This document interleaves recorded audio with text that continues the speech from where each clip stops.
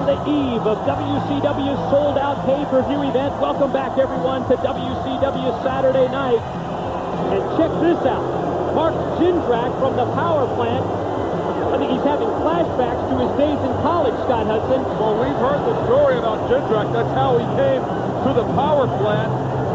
Lifetime ban from the NCAA for rough conduct on the basketball court.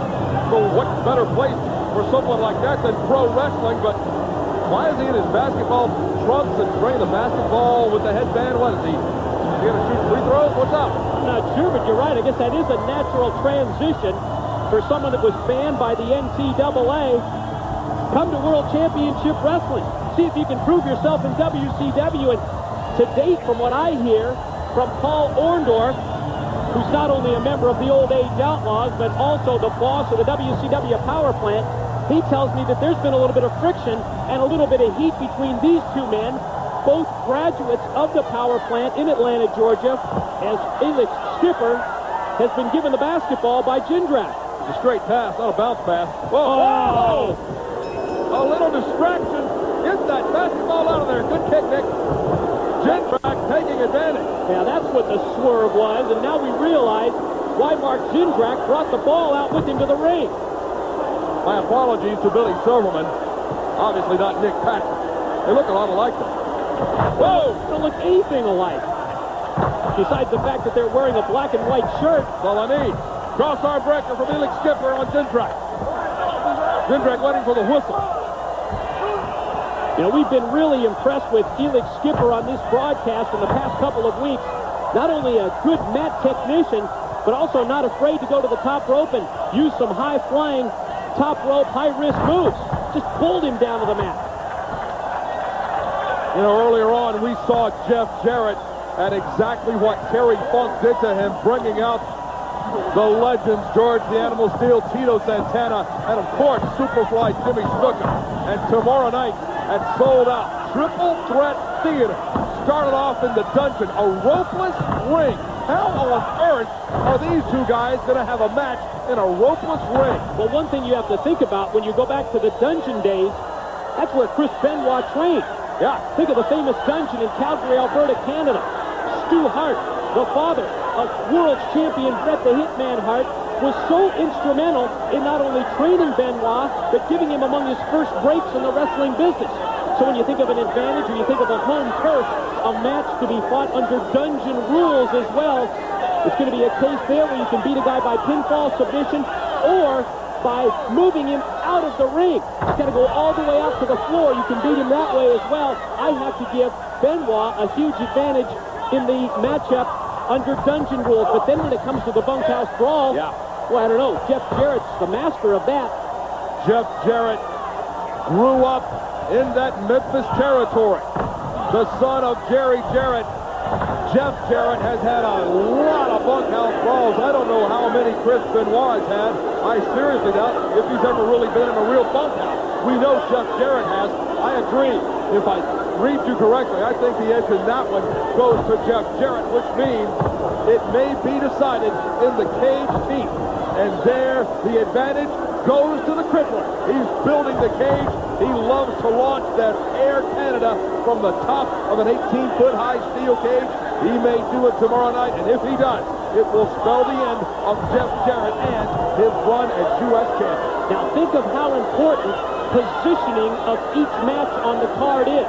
Because the United States Heavyweight Championship belt is on the line in every bout as Jindrak goes for the cover finally and barely gets a 1 count on Skipper and again a 1 count before Skipper kicks out. Because that U.S. belt is at stake in every match, whatever match is the final bout between those two individuals, whoever would have the advantage in that match is going to leave the pay-per-view with the title belt. For example, if the dungeon match is last, huge advantage for Benoit. But what if the bunkhouse brawl is the last of the 3 bouts? We've already seen Jarrett have success in the bunkhouse brawl back at Starrcade. Against Dustin Rhodes, a man who knows his way around a bunkhouse. So I think it really comes down to the order of those 3 matches, how they're fought at Sold Out. Skipper on top. Using a momentum shift up top. Fell down into a pinning combination, but Jindrak, look at this. Well, that'll get you At least 2 personal fouls right there. The other interesting thing about the title belt being on the line in every bout, you could win just 1 out of the 3 matches if it's the last of the 3, and still leave sold out as the U.S. champ. Skipper into the corner. Jindrak. Whoa! What a maneuver. Body press in the corner. Using the turnbuckle and his body to squeeze the breath out of Elix Skipper. Well, Mark Jindrak is using the advantage that he has, and that's his size, height, and weight on Elix Skipper to control much of this matchup. Scoop, and a big slam from Jindrak. Into a rear chinlock now by the former NC2A basketball standout. I don't think he stood out. Yeah, he didn't stand out for all the right reasons either. Sure, the file on that guy in Kansas is about 4 or 5 inches thick with the weight limit. Yeah, that was just from his teammates. Whoa! I believe it. Oh, Skipper. Great counter to the rear chinlock. And Jindrak may have loosened up a couple of lowers. Double jawbreaker that time from Skipper. Drove him down 1 time and then hung on and connected on a second jawbreaker. Nice move to avoid the clothesline. Back kick caught him in the midsection. You know, coming up in our next segment, we will take an exclusive look at the situation involving Diamond Dallas Page and Buff Bagwell. We will hear from Kimberly when Mean Gene Okerlund sat down with the beautiful former Nitro girl to get her side of this story. Skipper on top for a 2 count on Jindrak. Well, it's about time. We've been hearing from Diamond Dallas Page and Buff Bagwell on and off for the past couple of weeks. We finally had that showdown with both men in the ring, so I guess it was only natural that we hear from Kimberly, get her side of the story. The rumors running amok that Buff Bagwell... From shoulder high into a reverse neck breaker. Skipper is still down and Jindrak not covering it. Why is he wasting time here? What if the shot clock were running? Jindrak, springboard up top, no. Took too long with that maneuver. Skipper back up in the corner. Jindrak is down. He hit hard. Oh, look at the agility of Elix Skipper. Up top, Jindrak, caught one right in the face. Drop kick, back press, hook the leg, and it's done. Elix Skipper is your winner. Wow. Nice missile drop kick off the top by Elix Skipper. Mark Jindrak controlled much of this matchup, but he just didn't have the proper level of focus and concentration, and in the end, it was Elix Skipper who got the win. It's the most great. If you want to see the action of WCW Saturday night as we take these great matches, this coming Wednesday, we're going to be at the campus of the University of Massachusetts in Amherst, the Mullen Center. That's the former basketball home of College of Dr. J. And we're going to be taking WCW Saturday night this Wednesday, Scott Hudson. Wonder if he'll be there. I doubt it. Dadgummit. Now, he may be with us, I guess, later in the year. We're going to have Thunder in Orlando at the Orlando Arena. He may show up there. Is that where he lives? He stays in Orlando these days? Yeah, that's where he lives. Be super to see Dr. J, and he shows up at Thunder. Speaking of Dr. J and basketball, take a look at Mark Jindrak. Still can't get over his lifetime ban by the NCAA. Rough play on the court. Bought him a lifetime ban. But he does have great abs. We call it Mike Today abs in the business. Ooh, boy, you know, I learned something every day here. He's going to be taking on Rick Cornell, both graduates of the power plant. And Cornell, the look on that man's face. Not interested in the 24-second clock, a double dribble, or a technical. He just wants to beat somebody up. Great hair. Let me tell you something about Cornell. The WCW power plant is adjacent to our office complex right outside of Atlanta, Georgia. We get a chance now and then to go to the power plant, watch these kids work out. And Cornell is as tough as they come. Great conditioning. And these guys are really put to the ropes. I know, fans, you've probably seen it on 2020. There's been many features about the power plant. These guys are really put to a rigorous test every day. And I would venture to say guys with the power plant on a weekly basis sometimes put more ring time in than many of the major stars. Oh, I don't disagree with that at all. every time we go. Now, why is Jindrak still got the basketball? Oh! Oh, you knew that was going to happen. Why did they let him bring it to the ring is what I want to know. Why didn't Billy Silverman say, get rid of it right now? Maybe that was his idea. Going to keep it just long enough. Look at that. Fireman's carry roll through. Drop kick caught Jindrak in those highly developed abs. Arm drag takedown. Jindrak takes it outside. Going to take a 24-second timeout. For Rick Cornell, it wasn't a bad drop kick. He really didn't get up as high as he wanted to, but still it got the effect. At Cornell, once again, for guys in the power plant, it's a feeling out process.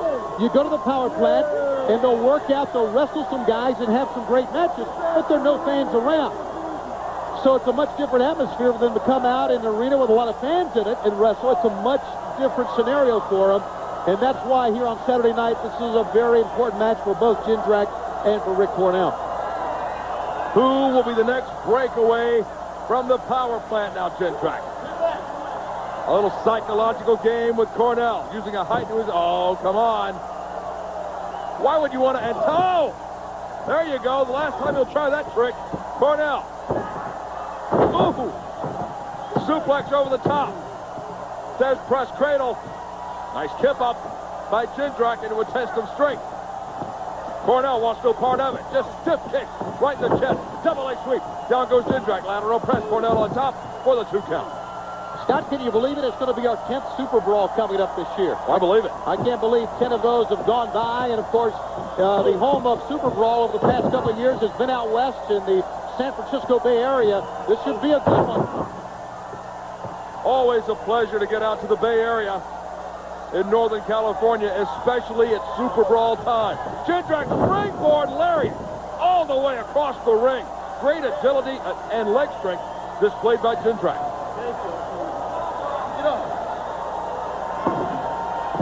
Lateral press, Jindrak on top, Cornell on it too. Now he's arguing with Billy Silverman. Kind of an odd move that time. He told Cornell to get up, and then he decided to put the lateral press on him. So a little bit of indecisiveness that time maybe cost Jindrak. There's a 3-pointer. How about that? That was even NBA distance. Jindrak still has the headband on, now reverse chinlock on Rick Cornell. Well, Jindrak comes in with a basketball, Screaming Norman in a football helmet sometimes. So, and we're going to see Screaming Norman, I guess, later on in this program, aren't we? Can't wait. If he can come close to that entrance from Wednesday night with the Showgirls there from Vegas. MGM Grand did a phenomenal job hosting WCW Thunder. Front face, no, blocked by Cornell. Reverse into the suplex, but Cornell, that may have been all he had left. Double sledge, a series into the swallow of the back by Mark Jindrak.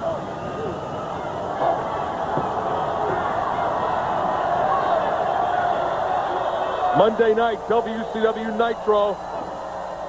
Now, clue me in here. Okay. It's Wilkes Bar. It's Wilkes-Barre. Wilkes-Barre. Listen to Jimmy Barron on those road reports. Called it Wilkes Bar. Yeah, it's Wilkes-Barre. It's the Wilkes-Barre Scranton area of northeastern Pennsylvania. Got a lot of family up there. We look forward not only to being there in front of a great crowd, but we look forward to continuing the tournament to crown a new cruiserweight champion. Plus, I got to imagine that Ric Flair may be there since we saw him on Wednesday on Thunder. I certainly hope so. Great to see the Nature Boy back. And great to see him giving props to the new world champion, Sid Vicious. Talk about earning that title. I realize that I may be going out on a limb here, but I don't know that any world champion has ever worked as hard just to get the belt legitimately around his waist. I mean, he had to win match after match after match. Wait a minute, Cornell.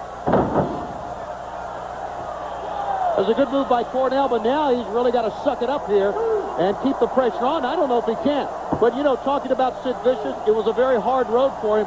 But don't think for a moment that Ric Flair's return means that he's going to stand by on the sideline and just cheer a guy like Sid Vicious. You know as well as I that Ric Flair's going to put his name in the hat to get a title shot regardless of who the champion is. Maybe he's recruiting. Maybe he wants Sid to be like commissioner of softball there in North Carolina or something. Maybe so. To the gut, drop kick. One more time in the chest. That's twice Cornell has done that. I wonder if maybe that's a strategy. Drop kick in the head. No, take it in the chest. Take his breath away, but look at that. Float over. Front face. Oh! Neck breaker. Lateral press. Hook the leg. It's over. Rick Cornell. That's a great victory. That's a great victory. That's a great move. What acceleration on that, kind of like a spinning neck breaker that time on Jindrak.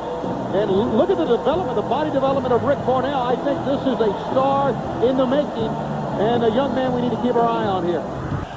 Well, that's about a day late and $1 short right there, Brain, if you don't mind. We've got 2 minutes for commercial timeout. Can you please try to make it back in time? Well, if they had clocks here that work and if they had announcing equipment that worked, they didn't buy them at discount stores, maybe my equipment would work. All right, I tell you what, write that complaint down and send it to Brad, the sound guy. He'll get right on it. The Power Company making their way to the ring. Attention fans in Sacramento, California. Tickets still available for Nitro. 1 week from Monday night, February 21st at the Arco Arena. And tickets available now for Nitro at the Target Center in Minneapolis. We will be in the Twin Cities on February 28th for Nitro. And we invade North Kakalaki, Chapel Hill, North Carolina, at the Smith Center on March 6th. Tickets still available for Sacramento, Minneapolis, and Chapel Hill. You just can't miss Nitro. You know, you're talking about Nitro. What about this coming Monday night from Uniondale, Long Island? Hulk Hogan returns to the New York City area, and his match will be against Ric Flair, both former world champions. You know what the history is like with those two. But Hogan returning to New York City, Long Island, it's going to be great. As Mark Jindrak and Elix Skipper make their way into the ring here on the Superstation. Who? Mark Jindrak and Elix Skipper. Two graduates. That's right, you haven't been on the Saturday night show. Power plant graduates facing the Power Company. Which is Skippy? Well, neither one of them are Skippy, actually. That's Elix Skipper in the ring, being hammered by one half of the Power Company. Why can't we just call him Skippy? You tell him that. He might like the name. It's an action-packed name. Skippy? Skippy. For Pete's sake. No, Pete's the other guy, isn't he? No, it's Mark. Power Company. Oh! Miscommunication by the Power Company. Skipper, wow! Just think when they look at each other and start arguing with each other, it's like they're talking to themselves. That's not an interesting conversation, actually. Crossbody. Lateral press. No, Elix Skipper got the 2 count. Let's go back to what you were talking about. Monday night from Uniondale, Long Island. Nitro at the Nassau Coliseum. Hulk Hogan and Ric Flair. Brain, you were there in the 1980s. You know exactly what Hulkamania did for this sport. We all know what Ric Flair has meant to professional wrestling. They have done battle in the past. Both men have scored pinfall victories over the other. But this is about ego. No titles on the line. Ric Flair furious that Hulk Hogan was named the best wrestler of the last 100 years by WCW magazine. Oh, Skipper got a 2 count. Flair thought he should have been number 1. He was number 2. He's going to take it out of Hogan's hide Monday night. And how long has it been since Hogan has wrestled in the New York City area? Quite some time. Long time. Mark Jindrak on top. Quick drop kick, and he got a 2 count on one half of the Power Company. Let me tell you a story about Mark Jindrak, Brain. What's his name, Mark Dirtback? Yes, Mark Dirtback. How about Mark Jindrak? Jindrak. Jimmy and Skippy. We'll see if it is he. Oh, boy. Skipper with a 2 count on one half of the Power Company. Jindrak suspended from collegiate basketball for aggressive play. Can you imagine someone losing his ride in college as a basketball player? And Jindrak's a big guy, a terrific athlete. He got hammered by the NCAA for aggressive play. He was too rough on the court. But what you don't know is that he went to an all-girls college. You're kidding me. No. Now, wait a minute. The basket's almost 4 feet. Well, no wonder he was such a superstar. I want to check that out. He could be a little aggressive. Mark Jindrak trying his hand at pro wrestling after the basketball gig didn't go anywhere because he couldn't quit throwing punches on the hardwood. Power Company, double team maneuver on Skipper, double sledge into the spot of the back. Down goes the youngster. Coming up in our next segment, we will take an in-depth look at the situation. Hang on, Power Company on top, lateral press, Elix Skipper out at 2. An in-depth look at what's going on inside the brand new Harlem Heat and their situation with Booker. Well, there's a lot of jealousy there. You know, I don't think Stevie Ray likes the idea that. I don't think Booker likes the idea of Stevie Ray hanging around with Mr. Big T. I don't want to hang around Big T. That guy's huge. You see that guy in catering? There's like 4 plates. It's like he's serving a meal for 10 people, and it's just his stuff. Guy's massive. Power Company putting a boot right into the throat of Elix Skipper, and the Power Company, aptly named duo. Look at the arms. Look at the guns on these two. Skipper into the ropes. Power Company. Double shot right in the breadbasket. Double sledge into the shoulder. Both men putting the boots to Elix Skipper. Referee Mark Johnson needs to step in there and maintain some control. Come on, Skippy. Skipper. Elix Skipper. Powerbomb attempt up top. Oh, we got a double powerbomb. Wow, clothesline into a powerbomb from the Power Company. Lateral press. Mark Jindrak breaks it up. That may have been a 3 count on the way. I'm surprised to see Jindrak getting along so well with his partner. Obviously, he does not play well with others. Well, that's just girls basketball. He did very well here at WCW. I don't know about that girls' school thing, Brain. Are you sure? That's what Tanay told me. I believe it then. The Human Shredder. Power Company, another bit of miscommunication. Hang on a second. Come on, Skipper, get the Gilligan, make the tag. There's the tag to Mark Jindrak. Oh, and talk about aggressive play. He is doing a number on the Power Company. What a lariat. Hello. Oh, cut it off. Left hand from the southpaw. Power Company to the ropes. Another lariat. Good. And he was lucky there. He's got to learn not to turn his back in that ring. Stay focused on whatever you're in the ring with. No matter how many men are in there or who they are. Never, never turn your back. Jindrak reintroducing the Power Company. He did it again and he blocked it. Shoots it into, one Power Company into the other, and please. I don't have to tell you how bad that hurts. Skipper on top of the ring. Touch drop kick. Level the Power Company. Springboard lariat from Jindrak. Skippy did it. Skippy did it. Skipper. Elix Skipper and Mark Jindrak are your winners. What a victory from the youngsters from the power plant. Keep your eye on both of those 2 athletes. Something special brewing right there.